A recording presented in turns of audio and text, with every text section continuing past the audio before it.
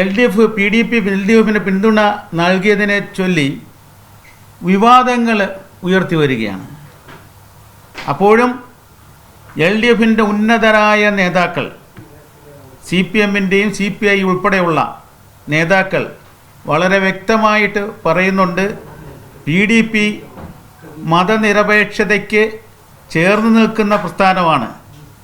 അവർക്ക് വർഗീയതയില്ല. ജനാധിപത്യത്തെ ശക്തിപ്പെടുത്തുന്ന നിലയിലുള്ള ശക്തമായ മതേതരത്വ നിലപാട് കൈക്കൊണ്ടുവരുന്ന പ്രസ്ഥാനമാണെന്ന് പറയുമ്പോഴും വീണ്ടും ഇല്ലാക്കഥകളുണ്ടാക്കി ഒരു കാര്യം സംസാരിക്കുമ്പോൾ അതിനകത്ത് തെളിവ് വേണം. യാതൊരു തെളിവുമില്ലാതെ PDPയെ വിവാദത്തിൽ പെടുത്തിക്കൊണ്ടുവരുന്ന സാഹചര്യം ഉണ്ടായിക്കൊണ്ട് UDFിൻ്റെ നേതാക്കന്മാരുൾപ്പെടെ. PDPയുടെ കഴിഞ്ഞകാല ചരിത്രം പരിശോധിച്ച് നോക്കിക്കഴിഞ്ഞാൽ 93 ഏപ്രിൽ മാസം 14 ഡോക്ടർ BR അംബേദ്കറിൻ്റെ ജന്മദിനത്തിൽ രൂപീകൃതമായ പ്രസ്ഥാനമാണ് PDP എന്ന് പറയുന്നത്. അടിച്ചമർത്തപ്പെട്ട ജനവിഭാഗങ്ങൾക്ക് വേണ്ടി, പീഡിത ജനവിഭാഗങ്ങൾക്ക് വേണ്ടി അതിശക്തമായ നിലപാടുമായിട്ടാണ് PDP മുന്നോട്ട് പോകുന്നത്. കാലാകാലങ്ങളിൽ അധികാരത്തിൻ്റെ പിന്മുറങ്ങളിലേക്ക് ചവിട്ടി പുറത്താക്കപ്പെട്ട ജനവിഭാഗം, അവരുടെ അധികാരം പ്രധാനപ്പെട്ട ഒരു വിഷയമാണ്. അവർണ്ണന അധികാരം, പീഡിത മോചനം എന്ന താത്വികമായ നിലപാടാണ് എന്നും PDP സ്വീകരിച്ചിട്ടുള്ളത്. ഇപ്പം ഇതിനെ ഭയക്കുന്ന ഒരു വിഭാഗം ആൾക്കാരുണ്ട്. ഇതിനെ ഭയന്നുകൊണ്ട് തന്നെയാണ് അബ്ദുൽ നാസർ മദനിക്കെതിരെ ഫാസിസവും ഈ അവർണ്ണ ജനവിഭാഗങ്ങളുടെ ഉയർത്തലിനും അധികാരത്തിനും വേണ്ടി നിലകൊള്ളുന്ന പ്രസ്ഥാനത്തെ തകർക്കുക എന്നുള്ള ഉദ്ദേശത്തോടു കൂടി തന്നെയാണ് കള്ളക്കേസിൽ ഉൾപ്പെടുത്തിക്കൊണ്ട് അബ്ദുൽ നാസർ മദനിക്കെതിരെ 2 കള്ളക്കേസ് പ്രധാനമായിട്ട് നിങ്ങൾക്ക് ഏവർക്കും അറിയാവുന്നതാണ്.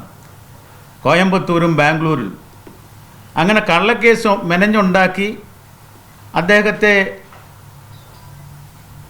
തലമുടി നാഴിര കീറി പരിശോധിച്ച്, തെളിവുകൾ പരിശോധിച്ച് കോയമ്പത്തൂർ സ്ഫോടന കേസിൽ അദ്ദേഹം തികച്ചും നിരപരാധിയാണെന്ന് കണ്ടു കോടതി വെറുതെ വിട്ടു. അതിന്മേൽ അപ്പീൽ പോയി, ഹൈക്കോടതിയും അത് ശരിവെച്ചുകൊണ്ട് അദ്ദേഹം നിരപരാധിയാണെന്ന് കാണുകയുണ്ടായി. അതിനുശേഷവും അബ്ദുൽ നാസർ മദനിയുടെ നിലപാടിന് അണ്ണുവട മാറ്റം വന്നില്ല. അതിശക്തമായ നിലപാടുമായി മുന്നോട്ട് പോയി. ഈ രാജ്യത്തെ പീഡിത വർഗത്തിന് വേണ്ടി, അടിച്ചമർത്തപ്പെട്ട വിഭാഗത്തിന് വേണ്ടി സന്ധിയില്ലാത്ത നിലപാടുമായിട്ട് ഫാസിസത്തിനെതിരെയും സാമ്രാജ്യത്വത്തിനെതിരെയും അദ്ദേഹത്തിൻ്റെ വാക്കുകൾ നിങ്ങൾക്ക് പരിശോധിച്ച് നോക്കിയാൽ കഴിയാം. അദ്ദേഹം കോയമ്പത്തൂർ ജയിൽ നിരപരാധിയാണെന്ന് കണ്ട് ജയിൽ വിമുക്തനായി വന്നതിന് ശേഷം അദ്ദേഹം ഒരു കാര്യം പറയുകയുണ്ടായി. എൻ്റെ നിലപാടിൽ ഒരു മാറ്റവുമില്ല, പക്ഷേ ഞാൻ ഉപയോഗിച്ച ശൈലിയുണ്ട്. ആ ശൈലി പലരെയും വേദനിപ്പിച്ചിട്ടുണ്ട്. അതുകൊണ്ട് ആ ശൈലിയിൽ ഞാൻ മാറ്റം വരുത്തുകയാണ്. അദ്ദേഹത്തിൻ്റെ നിലപാട് ഫാസിസത്തിനെതിരെയുള്ള നിലപാട്, സാമ്രാജ്യത്തിനെതിരെ നിലപാട്, അവർണ്ണന അധികാരം, പീഡിതന് മോചനം എന്നുള്ള ആ നിലപാട് അതിലൊരിക്കലും ഒട്ടും തന്നെ വെള്ളം ചേർത്തിട്ടില്ല. മാറ്റമില്ലാതെ അതിശക്തമായി മുന്നോട്ട് പോവുകയാണ്. ആ നിലപാടിൽ മാറ്റമില്ലാതെ തുടർന്നതാണ് വീണ്ടും അദ്ദേഹത്തെ കള്ളക്കേസിൽ കുടുക്കി ബാംഗ്ലൂരിൻ്റെ ജയിലടിയിൽ അടച്ചത്. ആ കേസിൻ്റെ ഫൈനൽ വിധിയിലേക്ക് വരികയാണ്. അത് കള്ളക്കേസാണെന്ന് മുഴുവൻ ജനസമൂഹത്തിനും അറിയാവുന്നതാണ്. വിസ്താരമെല്ലാം പൂർത്തിയായി.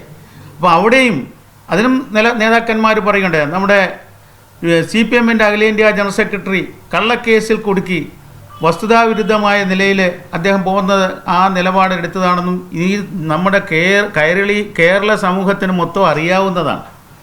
അപ്പോൾ അങ്ങനെ അബ്ദുൽ നാസർ മദനി എന്ന് പറയുന്നത് ഏറ്റവും കൂടുതൽ നിരപരാധിയായ ഒരു മനുഷ്യൻ, പീഡിപ്പിക്കപ്പെട്ട വിഭാഗം, അദ്ദേഹം എടുത്ത ആ വാക്കാണ് ഉപയോഗിച്ചത്.